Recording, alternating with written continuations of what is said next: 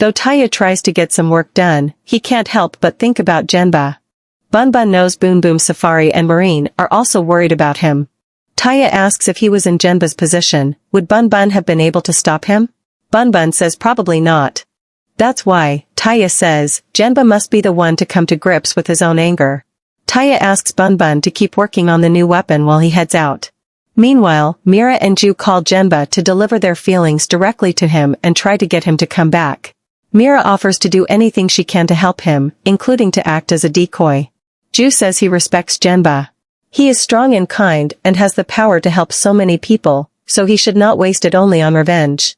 Genba asks them not to call him anymore. After hanging up, Genba opens a new lollipop to return him to his human form. On the other side of town, Taya visits Nato-san and apologizes for allowing the delivery to fall into the wrong hands. Nato-san says not to worry about such things in the past and to just look toward the future. Anyway, Nato-san has a delivery for Taya. Taya has been investing his money to build homes for people in need all over the world. And these drawings of the Boonbooms are from the children he's helped. Taya says he couldn't have done it without Nato-san's foundation. But Nato-san says he will not accept Taya sharing the credit with him. He would like to tell the children that the gifts are from the Boonboomgers. Taya says his dreams would have stayed just that if he hadn't met Nato-san. Taya thanks him and will cherish these pictures. Meanwhile, Sakito and Byundi find Genba on a rooftop. They want him to hire them since they are familiar with and have a beef with Disrace for avoiding paying them for their services. Genba asks them to leave and says Disrace is his enemy. No one else can take a crack at him. Sakito understands and says to call them if he changes his mind. Byundi says he won't tell Taya they met since they are space brothers. Meanwhile, Ju is asked to look into reports of a strange pararira sound around a neighborhood. Mira joins him as they head over. She can't help but think about Genba and how he'd be a big help on this case. Ju says to just focus on what they can do by themselves for now. The pararira sound turns out to be Madrex's dog. Disrace leads the General 3 to find him and take him back to their hideout. Disrace places the dog onto the carpet from the other day. Suddenly, the carpet unloads all the gasoline into the dog, manifesting Madrex. Disrace declares Madrex is born again, now as Madrex Fury. The General 3 notice this is a very different Madrex. Disrace says he has doubled the power in Natasha's ignition key, making the Kuramajus much more powerful now. She quickly keys in a neon sign. Later, they open a new restaurant to lure unsuspecting people in. Once the people are all seated, Natasha unleashes Neon Guruma to scare them all with fire, producing plenty of gasoline. Yuruka and Decoderade are impressed with this plan. Reel humans in and collect their gasoline-producing screens in the confined space.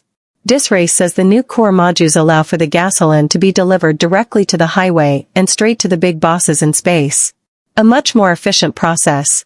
Mira and Ju see the tower of gasoline being funneled into the highway and they quickly call the others downtown. Taya, Shishiro, Mira, Ju, and Sakito meet up, but are shocked when Madrex Fury shows himself to them.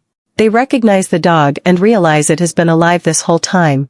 Sakito has no idea what they're talking about. The Boonbooms quickly henshin, but Taya tells them to leave Madrex to him. They hurry over to the gasoline tower. Taya is taken aback when Madrex Fury has no idea who he is. They battle. The others arrive at the restaurant and battle Negerettas. Ju makes his way inside and shoots at Neon Guruma, freeing the people and ushering them to safety. Neon Guruma is annoyed that the efficient plan has been ruined. Not only were they going to be able to collect gasoline from the customers trapped in the restaurant until they died, they were also going to collect gasoline from their loved ones waiting at home. This enrages Ju so much. He will not tolerate a Hashiriyan who plays with people's hearts.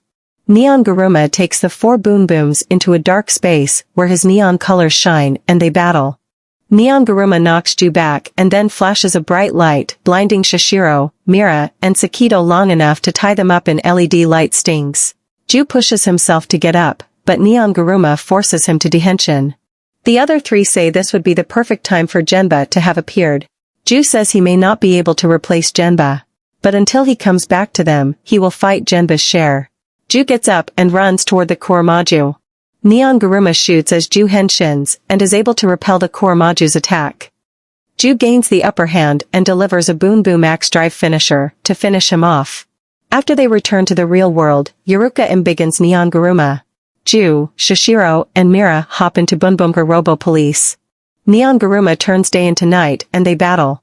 Though they initially have trouble with Neon Garuma's Dotonbori power, they deliver a Bakuage Magnum Boom Boom Crash finisher to take care of Neon Garuma for good.